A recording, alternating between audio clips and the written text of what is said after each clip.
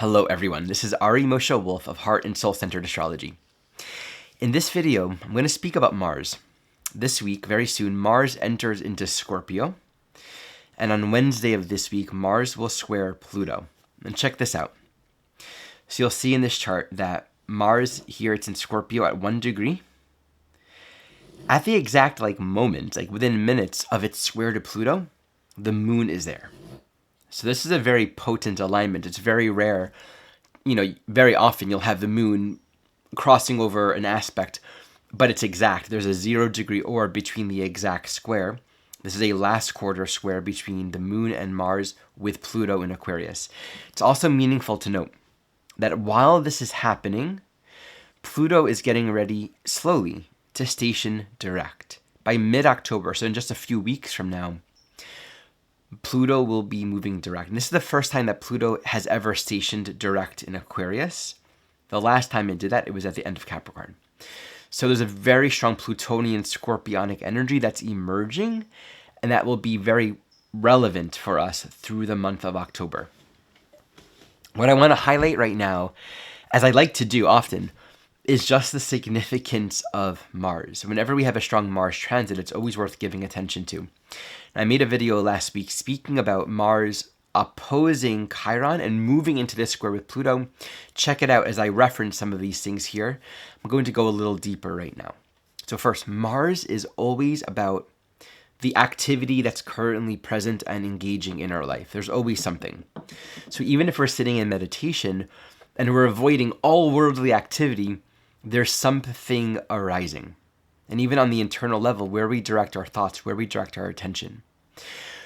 We have the inevitability of Mars that we're going to engage in this world. We're going to get involved, and we're going to create karma. And what that means is we're going to make choices, and those choices will have consequences. It's not bad, it's not right, it just is. And it sort of moves us forward along this soul path. What happens along the journey is we kind of burn through our karma. We play out experience, and that authentically allows us to evolve. Evolution is a thorough experience.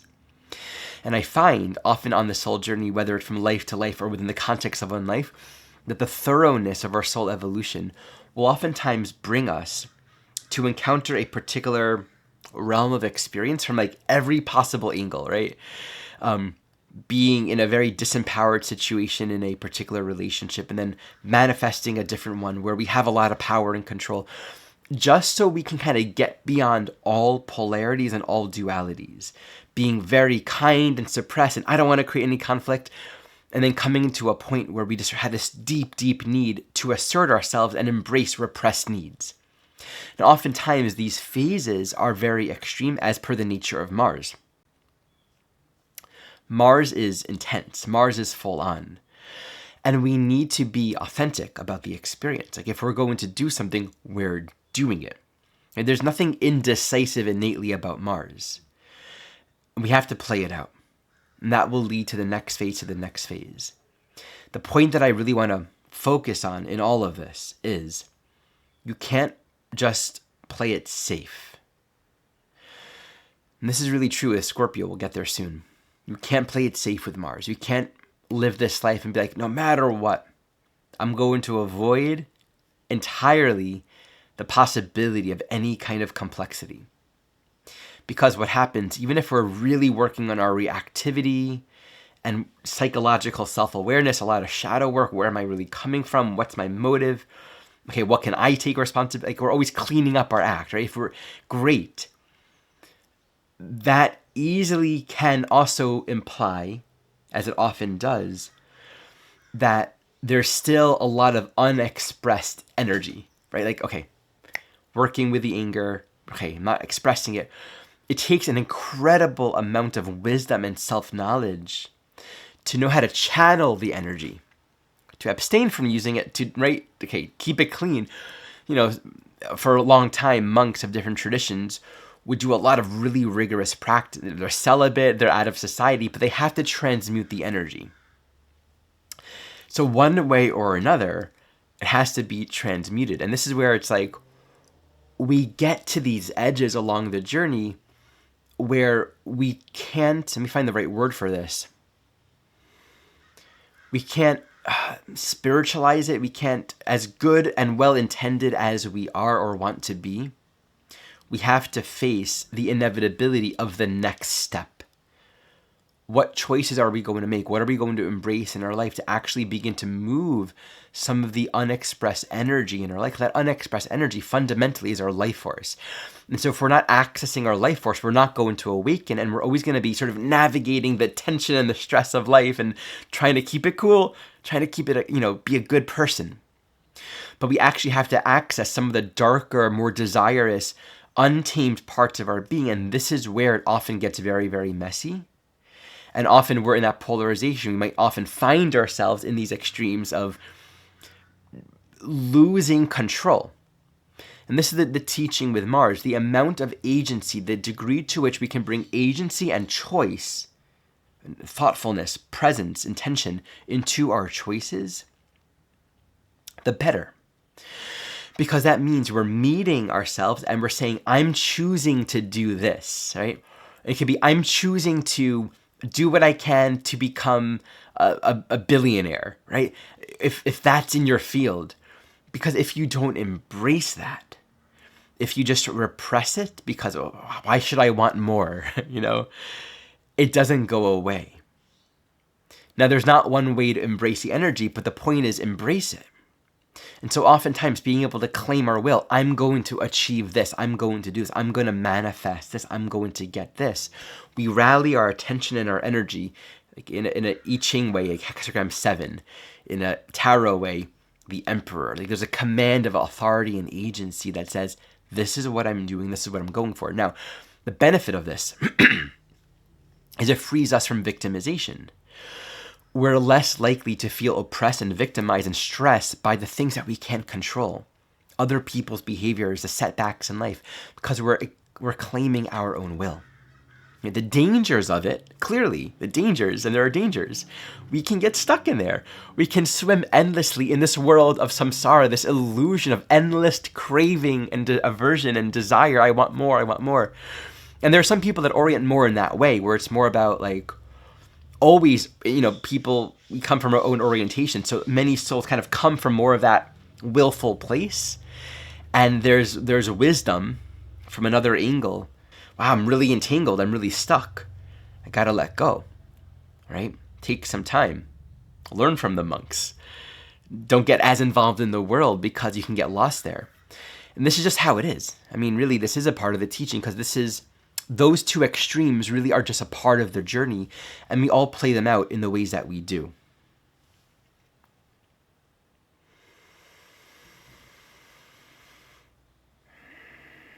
So bringing our agency and our thought into it means we're accessing and connecting with, what do I want? What do I desire? And this is scary because it means we can't, it's like, we can't undo a choice. We can make new choices. But when you make this step, you open those doors.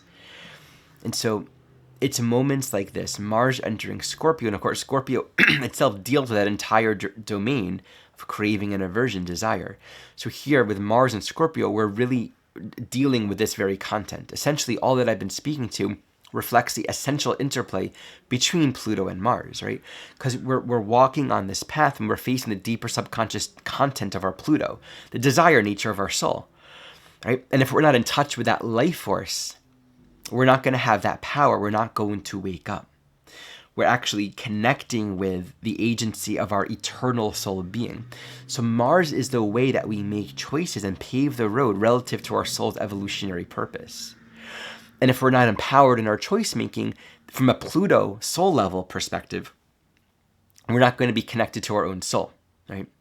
So when you really bring Mars in Scorpio squaring Pluto, it strongly emphasizes that dynamic. If we find ourselves in this victimized, I'm stuck, I'm entrapped, I can't get out, it might be that there is an opportunity, an invitation right now to give ourselves more permission to want more, to claim more. And it might be necessary for some of us, if we're more inclined on the spiritual path and we don't want to create more mess, to really look at our own judgments and our own fears of that. That's a big part of what's healing in this world today. It's never really a matter of right and wrong, but claiming our power, claiming our choice so we can experience it, so we can actually move on from it, integrate it. We can't bypass that. So I'll close with just saying that there really is no judgment about what we do with this energy. We have to simply be true to ourselves and really ask ourselves authentically, am I getting somewhere? Is life moving? And even if we're afraid, and even if we judge it, sometimes the point of the deep internal looking isn't to keep us safe from making hard choices, is actually to get to the point where we realize, ooh, all of these years I've been afraid of making these hard choices. It's time to do it. So this is a great time to really embrace the courage, especially with all the great shifts and energy of this eclipse. This is a powerful week for some strong energy moving. One more thing occurs to me to say. The purpose of all of this isn't necessarily to achieve our object of desire. Like, I want to become a billionaire. It's not about actually necessarily getting that. It's not about not getting that. It's not about the fulfillment of desire, but rather the exhaustion of desire. And that might mean we get as far as we can, and a few steps before the end, we realize, this is not what I want, right? This is as far as I'm meant to go. Or simply, we can't go any further. Sometimes life simply says, nope, that's it for you. Not in your program, not in the script, not happening. Because the point is the process itself. We're here to evolve. So thinking of desire as a matter of ongoing generation and exhaustion of desire, but not necessarily being free of it, nor necessarily fulfilling it. It's a very important nuance. It allows us to be open and non-judgmental and available for whatever the path is. It's much better to play it out, to be willing to engage, instead of swimming for long, indefinite periods of time in victimization or entrapment or helplessness, right? We can get stuck in these different states and not know that we can make choices to move out. I don't want to be this kind of person, or I'm not allowed, right? So a lot of times, these kinds of transits will just kind of work through our judgments so we can give ourselves more permission to live, to have experience.